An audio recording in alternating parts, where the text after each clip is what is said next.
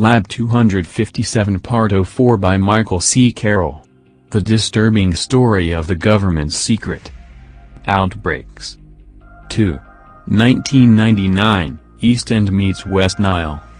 When man domesticated certain lower animals for his personal comfort and gain, he assumed the obvious hazard of sharing their diseases. Dr. W. William S. Embleton, 1956. Birds were losing their minds at the Bronx Zoo. Some flew in perpetual circles. Others died in their cages. Veterinarian in charge Dr. Tracy McNamara was concerned about the 24 birds, ducks, owls, a bald eagle, a black-crowned heron, and magpies, suffering in perhaps the most famous zoo in the world in August 1999. McNamara had recently attended Plum Island's Foreign Animal Disease School, where vets were taught how to diagnose exotic disease outbreaks and respond. But when she dialed the emergency telephone number set up to report possible foreign animal diseases, she found the line disconnected. The program was presided over by new Plum Island Acting Director Dr. Leanne Thomas, who had recently replaced Director Dr. Alfonso Torres, who had replaced Director Dr. Harley Moon when he left to return to Iowa in 1996, who replaced Director Dr. Roger Breeze. Since Dr. Breeze's departure, there had been no continuity in the laboratory's leadership. According to sources, no one wanted the job because Breeze pulled the lab strings from afar.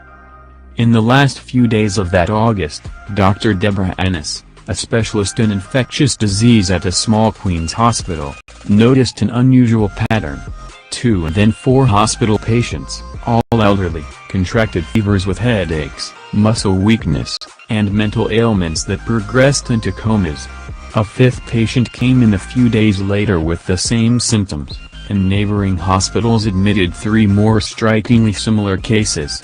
Each victim had recently spent time outdoors in the evenings, and lived near Flushing Meadows Corona Park, a marshy mosquito breeding ground on the Long Island Sound. Testing blood samples and fluid from spinal taps, the Centers for Disease Control, CDC, diagnosed the ailment as St. Louis encephalitis, SLE, a malady caused by a domestic arbovirus, a virus transmitted by airborne insects, found along the Ohio and Mississippi rivers. The pesky mosquito was suspected as the culprit. New York City immediately launched a massive $6 million aerial and ground pesticide campaign, spraying the pesticide malathion, a potent neurotoxin carcinogen, and distributing over 300,000 cans of each chemical insect repellent to city firehouses, which spawned a public fright of its own. The determined 45-year-old McNamara kept calling other numbers until she reached someone, and sent her bird tissue samples to the USDA's Domestic Animal Disease Laboratory in Ames, Iowa. A trained pathologist, McNamara knew that SLE would attack the zoo's chickens. Finding the chickens healthy, she suspected a different germ was sickening both her patients and Dr. Annis's human ones. She called the CDC and told them about her freezer full of dead birds and about a possible animal-human link. A CDC scientist brushed her off, offering to send samples. "You're just dealing with some veterinary thing," he uttered with contempt. McNamara later told Madeline Drexler, author of Secret Agents, The Menace of Emerging Infections, that she felt the CDC treated her like a dingbat, premenopausal female veterinarian in New York City. McNamara sent the CDC the virus samples anyway, infected tissues of a snowy owl, several rare Chilean flamingos, and a cormorant, but the agency paid them no mind. McNamara then contacted the Army's germ labs at Fort Detrick. They requested samples be sent right away. Because of her persistence, Fort Detrick was able to determine that the germ from bird and human samples was the same virus, the West Nile virus, a microbe never before seen in the Western Hemisphere. The culprit spreading the virus was the same one that transmitted the Rift Valley fever virus and so many other deadly germs, the wily mosquito. The public reacted with hysteria. Parents kept their children indoors. Television reporters blitzed viewers with neighborhood chemical spraying alerts and tips on avoiding the virus, which seemed to be affecting the elderly, young children, and those with weakened immune systems, such as patients undergoing cancer treatments. Officials in Greenwich, Connecticut, announced a 5 p.m. curfew on all outdoor activities. A story in New Yorker by Richard Preston, author of The Hot Zone, the bestseller about the feared Ebola virus, helped stir the pot. He revealed that an Iraqi defector, Saddam Hussein's body double, told sources that West Nile virus strains were part of Iraq's biological warfare program. Worse, the virus strain isolated by Fort Detrick was found to be similar to strains held by the Russians. "It is really an epidemic," said a doctor from Mount Sinai Hospital in Manhattan, a few weeks after the initial diagnosis. And this outbreak is still growing. By year's end, 62 people had been confirmed infected and 5 more died, raising the death toll to 7. First discovered amid the swampy banks of the Nile River in Uganda in 1937, West Nile virus has increased its dominion far and wide in America, reaching 43 states, as far west as Montana, via birds and mosquitoes. The casualties had shrunk to 21 infections and 2 deaths in 2000, but that was deceptive. Spreading with newfound fury in 2002, West Nile boasted 4,156 confirmed cases and 284 deaths in the United States. There were 329 cases in Louisiana alone, where the mosquito is half-jokingly referred to as the state bird. Illinois topped all states with 884 confirmed infections and 64 deaths. An all-out chemical pesticide attack was waged from airplanes, pickup trucks, and handheld sprayers hopscotching from backyard to backyard. News reporters interviewed doctors, who sought to play down the threat. During one recent NBC Nightly News segment, a doctor stressed that only those over 60 are at risk. Another state health official said, "The chances of being infected are very, very minimal. It's certainly nothing to be alarmed about. But there appears to be an increasing number of infections in children, and West Nile virus strains are now attacking younger adults, such as a 53-year-old otherwise healthy man." However, even if the scourge preyed only upon senior citizens, it still amounts to some 32 million men and women, 1 out of every 8 Americans. And they aren't just numbers, they are people's parents, children's grandparents, and America's greatest generation. They are people like 72-year-old Ernest Hunt from Louisiana, who succumbed 3 weeks after being bit by a mosquito while he and his wife, Becky, were enjoying a lakefront 4th of July barbecue with family and friends. It is now a risk for people to tend to their gardens and take evening walks during the summer months, because the West Nile virus is lurking everywhere. By Labor Day 2003, over 5,000 human infections had been reported, and 95 deaths. The CDC predicted another 100 people would die by the end of the year. It is now estimated that since the initial August 1999 outbreak, 200,000 people have been exposed to the West Nile virus. The death toll is approaching 400 and rising. There is no known cure or human vaccine. West Nile virus struck New York City in August 1999 because of an increase in international trade and travel, the scientists say. The same scientists who chalk up Lyme disease to changes in human land use patterns say that West Nile virus came to the United States in the passenger cabin of a commercial airliner. One doctor lays out a scenario whereby mosquitoes bore 1998 El Al flight from Israel, where scientists say a similar strain existed in 1998, and bite passengers on board. After landing at John F. Kennedy International Airport in southern Queens, New York, some of the bitten passengers go home to the Flushing area in northern Queens, where they are bitten again by domestic mosquitoes, which then carry off the virus and lay eggs. Mosquitoes hitch a ride from the airport to Flushing, goes the theory. The marshy inlets of the Long Island Sound provide an optimal breeding area, and female mosquitoes pass along the virus to millions of their offspring for the 1999 mosquito season. This scenario is certainly plausible, but it is far from proven, and there is no scientific support to back it up. Unless there's a molecular signature, notes one scientist, you can't tell how it came in, you just can't. Though a few researchers rule out the possibility that the West Nile virus outbreak was a bioterrorism attack waged by an unknown enemy, most likely Iraq, others aren't so sure. Of course it could have been easily intentionally introduced, says one scientist familiar with bioterrorism. Saddam Hussein had worked on it and threatened us with it. All someone had to do was come into JFK Airport with an inconspicuously small bottle of 20 or so infected mosquitoes, and go to the Bronx Zoo or to Flushing Bay and let them loose.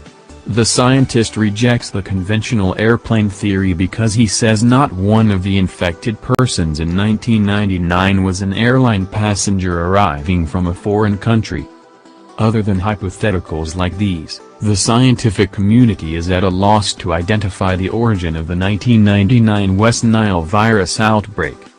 For all their postulating, none of the seasoned virus hunters looked to New York area laboratories. A spokesperson for the New York Department of Health said frankly, it has not been on the top of our to-do list. The director of the CDC, James Hughes, said as interesting as the question of how was to entertain, the answer may remain elusive. Mother Nature does not always reveal her secrets. But was it Mother Nature's secret to keep? The West Nile outbreak brings to light the kinship between animal and human virus diseases. It illustrates how zoonotic viruses like West Nile fever, Rift Valley fever, Ebola fever, anthrax, and influenza move easily between animals and humans to achieve devastating results. For example, horses, like humans, are particularly susceptible to West Nile fever virus. What the public doesn't know is that at the same exact time that humans and queens were dying, dead horses were being quietly carted off Long Island farms to Plum Island. Where the El Al commercial jet scenario falls short is where the plight of the horses begins. While Dr. McNamara tended to her Bronx Zoo bird flock and Dr. Ennis cared for her Queens patients, horse farm owners 75 miles east were placing frantic phone calls to Dr. John Andreessen at the Mattituck Laurel Veterinary Hospital. Owners of 13 North Fork farms on the east end of Long Island phoned, and each call sounded the same. Their cherished horses were losing all sense of motor coordination. The horse hind legs were buckling, and they were stumbling, neighing, twitching, and convulsing. It was a mystery, recalled Andreessen, who normally received 4 horse-related phone calls in a year, not 13 in a week. Going out to investigate, he found neurological cases, which are uncommon in an equine practice. One horse had collapsed in the stable, thrashing, unable to right himself on his legs. It was in bad shape, Dr. Andreessen recalled. The poor stallion expired before Andreessen could give its owner his prognosis. Alarmed by the rife similarities, he contacted New York State's head veterinarian, Dr. John Huntley, who in turn called in the USDA's emergency response team. It wasn't the first time this virus SWAT team had descended upon Long Island's North Fork. An earlier team spearheaded an investigation into a 1978 virus outbreak on Plum Island. By August 26, just 3 days after Dr. Ennis phoned in her alert to the New York City Health Department, a strange disease was confirmed in 18 cases on 13 horse farms, all in the North Fork hamlets of Riverhead, Jamesport, and Mattituck. 10 horses died, either on their own or by lethal injection to ease their misery. Expert epidemiologists flew in from Kentucky, Iowa, and Wisconsin, and met with Dr. Andreessen to get the lay of the land. The team collected samples from 146 horses in the area and found that an alarming 25% of them tested positive for West Nile virus. Each farm visited had large pools of standing water and watering areas, ripe for mosquito transmission. All of the infections occurred in a 5-mile radius. The epicenter of these mysterious horse deaths was less than 20 miles away from a faulty exotic virus disease laboratory. Of all the counties polled in the New York City metropolitan area in 1999, Suffolk County's dead bird and infected mosquito counts were among the highest recorded. The story of the horses raises even greater suspicions. Infection records from the last few years indicate how West Nile virus spread. In 2000, there were 60 cases and 20 deaths in 7 states. In 2001, 738 confirmed cases and 156 deaths occurred in 20 states.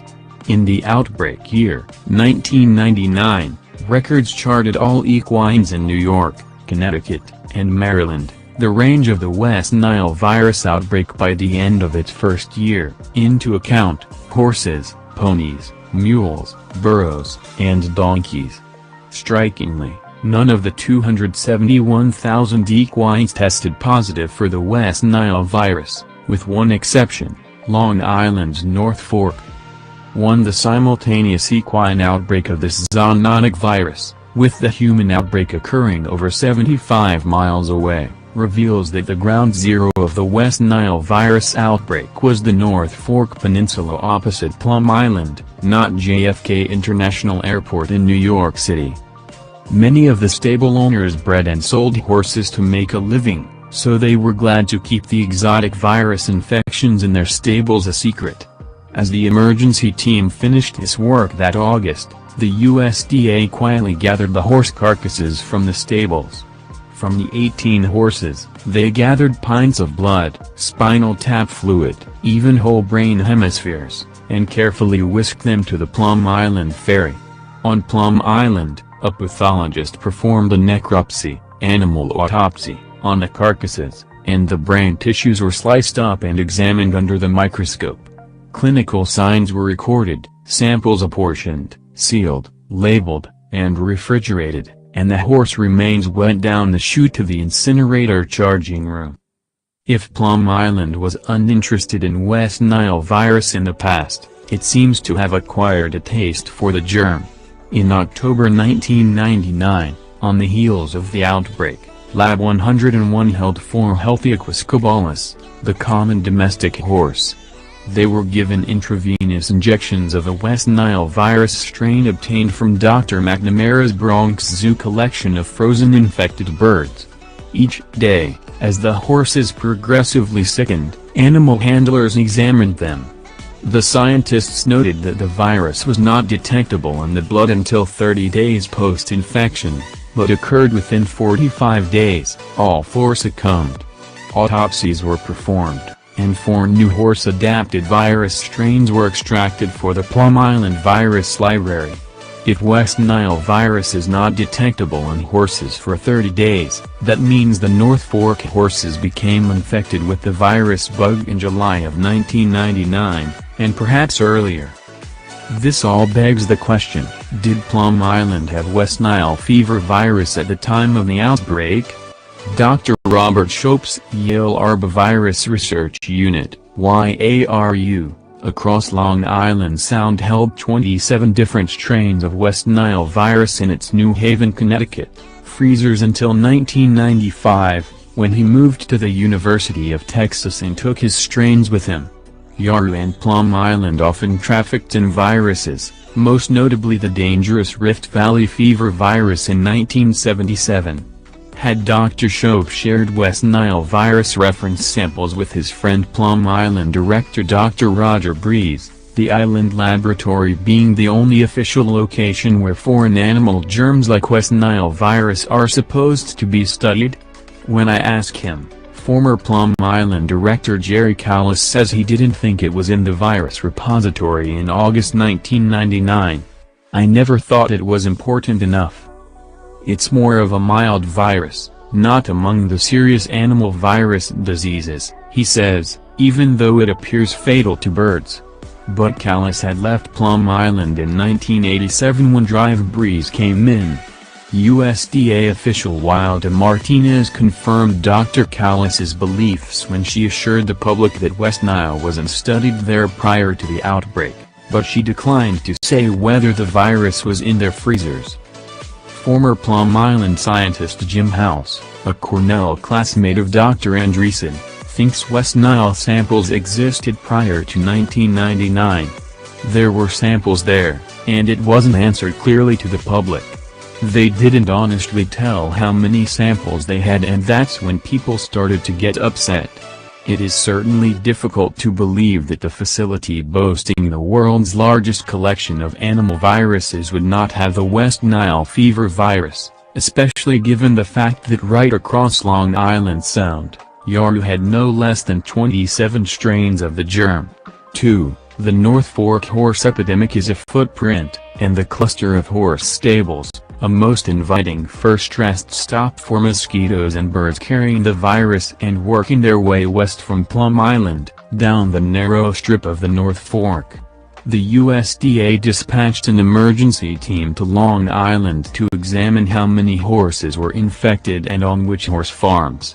Yet they never turned their magnifying glasses on themselves. Had the fox been guarding the henhouse? Martinez told the New York Post in 1999 that top security, at Plum Island, does not mean top secret. But my requests under the Federal Freedom of Information Act for a catalog of germs contained in the Plum Island virus library went denied on national security grounds.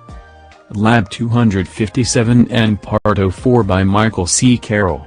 The disturbing story of the government's secret.